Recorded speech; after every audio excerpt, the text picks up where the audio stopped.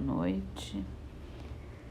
Vamos às nossas leituras. Primeiro,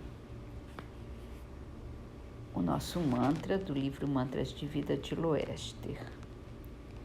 Quando entro em uma casa em que não posso falar da filosofia de que sou apologista, penso no bem-estar de todos e agradeço a Deus pela oportunidade de desenvolver no silêncio as forças internas.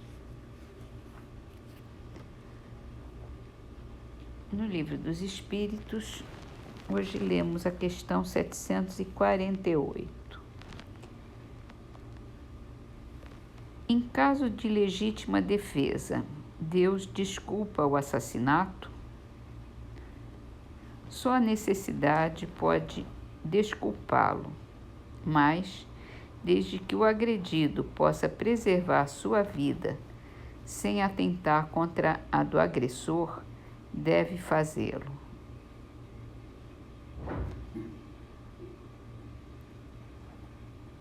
No livro Obras Póstumas, a gente está lendo a iniciação de Kardec no Espiritismo. Então, vamos continuar. Eram geralmente frívolos os assuntos tratados. Os assistentes se ocupavam principalmente de coisas a respeito da vida material, ao futuro, numa palavra, de coisas que nada tinham de realmente sério. A curiosidade e o divertimento eram os móveis capitais de todos. Dava o nome de Zéfiro o espírito que costumava manifestar-se, um nome perfeitamente acorde com o seu caráter e com o da reunião. Entretanto, era muito bom e se dissera protetor da família. Se com frequência fazia rir, também sabia, quando preciso, dar ponderados conselhos e manejar, se ensejo se apresentava, o epigrama espirituoso e mordaz. Relacionamo-nos de pronto e ele me ofereceu constantes provas de grande simpatia. Não era um espírito muito adiantado, porém, mais tarde, assistido por espíritos superiores, me auxiliou nos meus trabalhos. Depois disse que tinha de reencarnar e dele não as ouvi falar. Foi nessas reuniões que comecei meus estudos sérios de espiritismo, menos ainda por meio de revelações do que de observações. Apliquei a essa nova ciência, como fizera até então, o método experimental. Nunca elaborei teorias preconcebidas.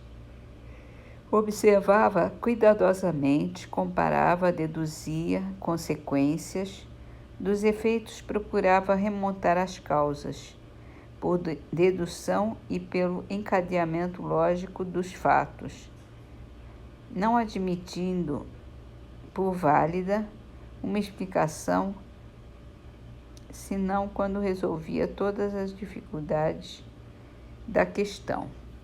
Foi assim que procedi sempre meus trabalhos anteriores, desde a idade de 15 a 16 anos.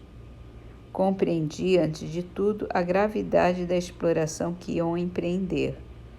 Percebi naqueles fenômenos a chave do problema tão obscuro e tão controvertido do passado e do futuro da humanidade. A solução que eu procurava em toda a minha vida. Era, em suma, toda uma revolução nas ideias e nas crenças. Fazia-se mister, portanto, andar com a maior circunspecção e não levianamente ser positivista e não idealista, para não me deixar iludir.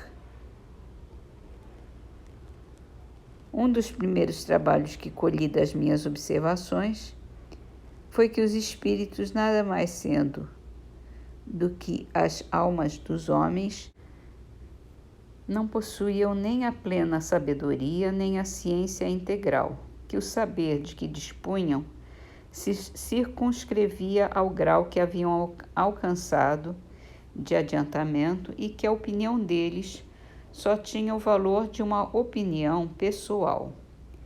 Reconhecida desde o princípio, esta verdade me preservou do grave escolho de crer na infalibilidade dos espíritos e me impediu de formular teorias prematuras, tendo por base o que fora dito por um ou alguns deles. Então, vamos continuar na próxima e encerramos hoje com as trovas do livro Trovas do Além. São diversos espíritos, psicografado por Chico Xavier. A primeira é de Irene Souza Pinto. Terra, eis a escola da vida. Existência, o curso breve. Criança, o livro ao futuro. Adulto, a pena que escreve. De Virgílio Brandão. Mesmo se a culpa te infama, abraça o bem por crisol.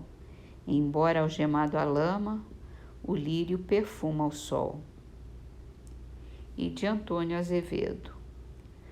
Conversa com caridade, alma irmã, alma sincera. Às vezes uma palavra é tudo o que a gente espera.